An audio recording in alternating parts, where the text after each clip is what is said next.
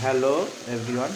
আসলে আমরা বাংলা রান্নার জন্য আমরা সবাই বিখ্যাত। এটা হচ্ছে টমেটো দিয়া শোল মাছ, কিশোরগঞ্জের শোল মাছ, টমেটো আর বগুড়ার দেশি আলু, এই যে লাল আলুটা দেখতে পাচ্ছি, বেশি পরিমাণে বেশি নাই, যে ন্যাচারাল লাইট তো বুঝতেই পারতেছেন। লাল টমেটো আলু, সাথে একটু হালকা কাঁচামরিচ, ভিনেগার, একটু জিরা বাটা দিতে পারেন, একটু আদা বাটা, একটু তেল, হালকা কড়াইয়ে জল হালকা করে নেবেন, নিয়ে শেষ।